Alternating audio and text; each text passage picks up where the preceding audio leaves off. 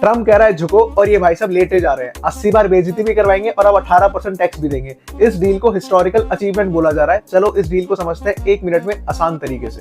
India Russia से oil लेना बंद नहीं करेगा। रीजन हमारा सिंपल था, ये सस्ता है, हमारी इकोनॉमी के लिए जरूरी है, और तीसरा कोई थर्ड कंट्री हमें डिक्टेट नहीं करेगी। हम अपने ऑयल इंपोर्ट्स का लगभग 1/3 रशिया से ले रहे थे। इससे पीएम मोदी का स्ट्रॉन्ग और इंडिपेंडेंट स्टैंड बताया गया। अब अचानक ट्रम्प बोलता है कि इंडिया अब रशिया से ऑयल नहीं खरीदेगा, कंप्लीटली बंद।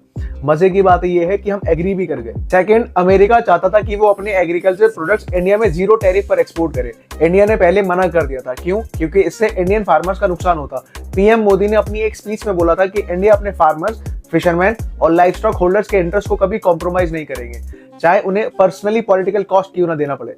अब ट्रम्प का क्लेम है कि इंडिया जब कुछ सामान यूएस एक्सपोर्ट करेगा तो 18% टैरिफ देना पड़ेगा, लेकिन यूएस जब इंडिया में कुछ एक्सपोर्ट करेगा तो 0 टैरिफ देना होगा। एग्रीकल्चर प्रोड्यूस इसमें इंक्लूड है।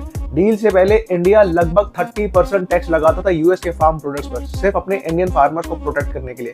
अब लगेगा 0%। वाह मेरी हुकूमत। ट्रम्प का तीसरा और सबसे बड़ा क्लेम, पीएम मोदी ने 500 बिलियन यूएस डॉलर के प्रोडक्ट्स खरीदने पर एग्रीमेंट कर लिया है। इसका मतलब समझ रहे हो? लगभग 45 लाख करोड़ रुपए।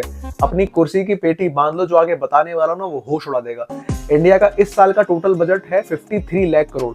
मतलब ट्रम्प के हिसाब से इंडिया अपने बजट का 85% सिर्फ यूएस से प्रोडक्ट्स खरीदने वाला है।